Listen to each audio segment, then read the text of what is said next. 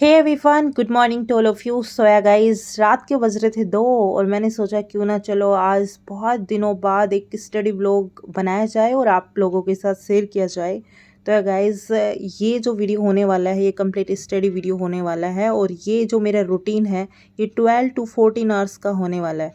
तो इस वीडियो को पूरा देखिए, होप सो आपको थोड़ी सी बेनिफिशियल लगेगी आपके लिए और आपकी भी थोड़ी सी स्ट्रेटजी आपको समझ में आएगी और साथ में आपकी भी एक कंटिन्यूटी बनेगी कि मैं किस तरीके से पढ़ाई करती हूँ, क्या क्या सब्जेक्ट अभी मैं फॉलो कर रही हूँ फॉर फिलियम्स। सो या स्टार्ट करते हैं। तो सबसे पहले मैं यहाँ पे अपना जो भी पढ़ चुकी थी आर्ट और कल्चर, तो यहाँ पे मैं आर्ट कल्चर का फटाफट रिवीजन करती हूँ। यहाँ पे जो मेरे पास जो बुक है वो 11th क्लास की आर्ट एंड फाइन वाली जो बुक आती है वो है। इसको मैंने कंप्लीट 4 से 5 बार कर चुकी हूँ, बट इसके जब मैंने PYQ लगाए तो उससे मुझे बहुत ज़्यादा समझ में आया कि क्वेश्चंस किस किस थीम से पूछे जाते हैं। तो जब आप PYQ लगाओगे ना तब आपको समझ में आएगा कि आपको कहाँ से क्वेश्चन पुटअप हो रहे हैं और कौन कौन से ऐसी इम्पोर्टेंस थीम है जहाँ से रिपीट पे क्वेश्चन आ रहे हैं।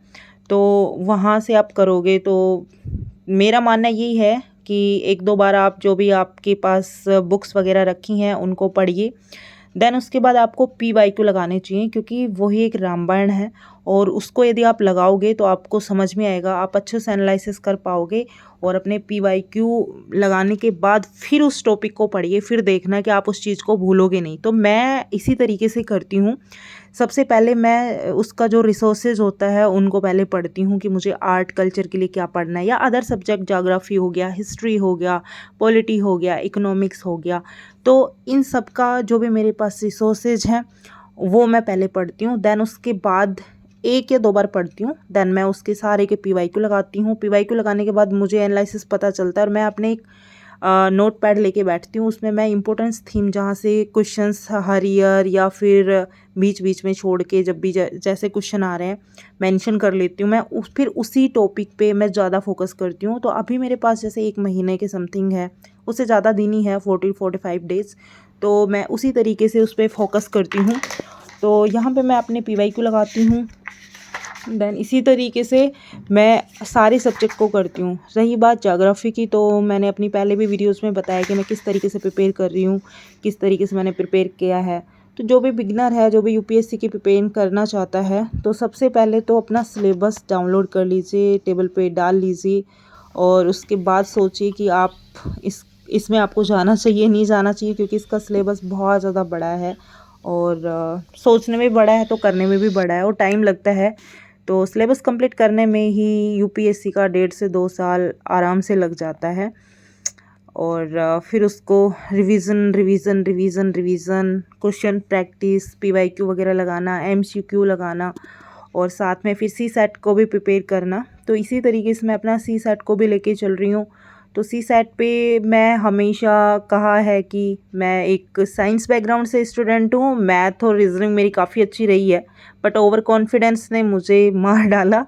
तो इस बार मैं सारी चीज़ों पे काम कर रही हूँ, इवन रीजनिंग, मैथ और कॉम्प्रीहेंशन पार्ट को हमेशा छोड़ती थी, और जबकि मैं इस बार कॉम्प्रीहेंशन पे थोड़ा ज़्यादा फोकस कर रही हूँ। मेरे को ज़्यादा अटैम्प्ट करने हैं और क्वेश्चंस अटैम्प्ट करूँगी तो CSAT में मुझे मतलब ऐसा मैं सोचती हूँ कि मैं उसमें पार हो जाऊँगी, क्योंकि CSAT से ही थोड़ा मुझे पता नहीं क्यों डर सा लगने लग गया कि यार ऐसा नहीं हो सकता। और शर्म की बात है कि जब मेरे लोगों को पता चलता है कि CSAT तुझे रोक रहा है तो ऑब्वियसली बहुत ज़्यादा शर्म की बात है। तो CSAT पे फोकस, यदि आपका भी वीक है तो मैं यही कहूँगी, यदि मैथ कमज़ोर है तो कुछ टॉपिक्स होते हैं, इंपॉर्टेंट नंबर सिस्टम है, वहाँ से काफ़ी क्वेश्चंस आते हैं, उसके बेसिक कॉन्सेप्ट हैं वो आप क्लियर कर लीजिए। और साथ में ज़्यादा आपको मार्क्स गेन करने हैं तो आपको कॉम्प्रीहेंशन वाले पार्ट जो हैं वो करने पड़ेंगे, उनकी प्रैक्टिस कीजिए। अभी टाइम है, 1 महीना है। तो जितने भी लास्ट ईयर के PYQ हैं आप ज़्यादा अलग कहीं से भी मत उठाइए, PYQ लीजिए, PYQ उठाइए, वहाँ से आपको एक आइडिया आ जाएगा, क्वेश्चन सोल्व करने का तरीका आ जाएगा, उसका एनालिसिस कीजिए तो आपको थोड़ा सा समझ में आ जाएगा। तो आप उस तरीके से कर सकते हो, ठीक है। देन ये तो मेरी स्ट्रैटेजी थी। यहाँ पे आपको दिख रहे होंगे मेरे हस्बैंड, और वर्दी बहुत दिनों के बाद पहनी है तो मैंने थोड़ी सी क्लिप बना ली थी और आपके साथ शेयर कर दी। ये ड्यूटी जा रहे थे क्योंकि ऑफिस वर्क करते हैं, as a social media handler. तो आज कुछ काम की वजह से ये वर्दी में थे, तो मैंने सोचा कि बहुत अच्छे लग रहे हो, आप पहना करो, कभी कभी तो पहना करो, अच्छी लगती है। अब जब हम कुछ बनेंगे, जब हमारे उस पर वर्दी आएगी, तब अलग बात होगी। क्यों, देखते हैं क्या होता है क्या नहीं होता है। तो मैं डेली क्या करती हूँ कि मैं 2:30 या 3 बजे भी सोती हूँ, या कभी 1 बजे सोती हूँ। मेरा ऐसा कोई फिक्स नहीं है। एक तो मैं नाइट पर्सन हूँ, तो मैं रात को ज़्यादा पढ़ती हूँ, दिन में भी पढ़ती हूँ। अभी मेरे पास कोई टाइम नहीं, मतलब ऐसे कोई टाइम वेस्ट वाला कुछ है नहीं, और एग्ज़ाम पास में आ रहा है। तो मैं क्या करती हूँ कि रात को एक दिन पहले जब मैं सारा कुछ पढ़ के सोती हूँ, तो दूसरे दिन के लिए जो शेड्यूल बनाती हूँ ना, मैं पहले बना लेती हूँ। तो इस तरीके से मैंने अपनी थीम नोट कर रखी थी, और मुझे क्या क्या पढ़ना है नेक्स्ट डे मॉर्निंग से। और मेरा एक टारगेट होता है, मैं ये भी फिक्स नहीं करती हूँ कि मुझे मॉर्निंग उठते क्या सब्जेक्ट उठाना है और क्या नहीं करना है, क्या नहीं करना। रात को जब मैं आंख बंद करके सोती हूँ ना, तो मेरे दिमाग में ये चलता रहता है कि मैं क्या सब्जेक्ट को उठाऊँ और उसको इस तरीके से पढ़ना है, इस तरीके से पढ़ना है। और ये सोचती सोचती मुझे पता नहीं कब नींद आ जाती है, या मैं ज़्यादा ओवर सोचूंगी तो मुझे नींद नहीं आती है, तो मैं अपने सब्जेक्ट्स के बारे में सोचती सोचती सो जाती हूँ, चल यार अब सोते हैं।